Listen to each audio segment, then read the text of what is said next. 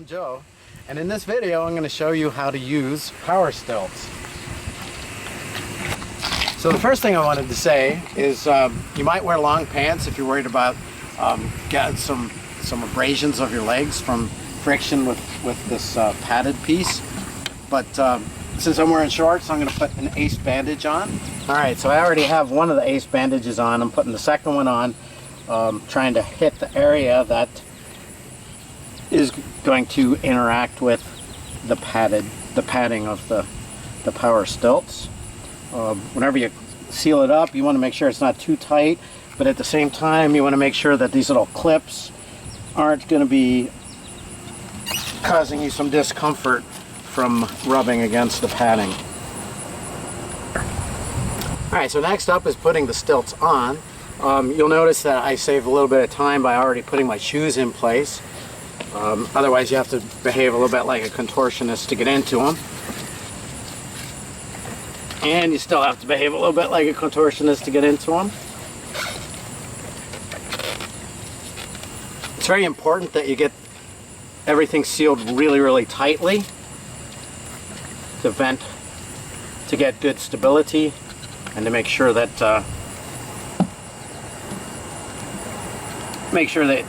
you have control over the stilts.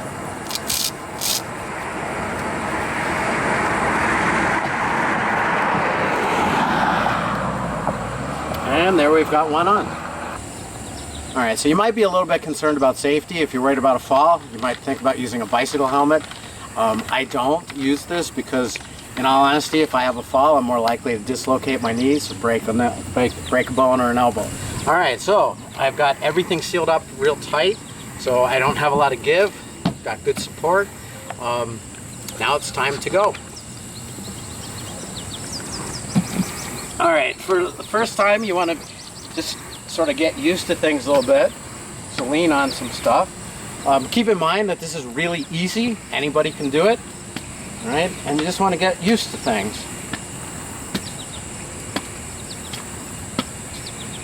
Pretty soon you'll find that you'll be able to let go and walk on your own. Whoa!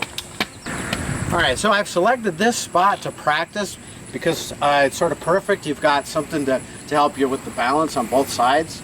And basically you want to just get your sea legs, just get used to walking on them, and eventually you'll be able to let go of the side.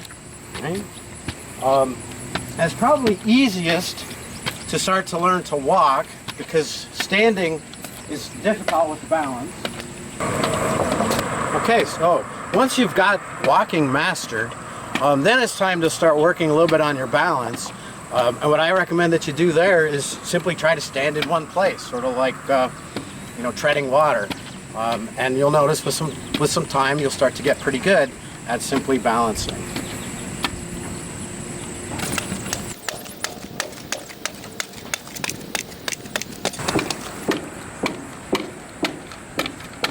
As you can see, once you get walking, it's pretty easy to start running on these things.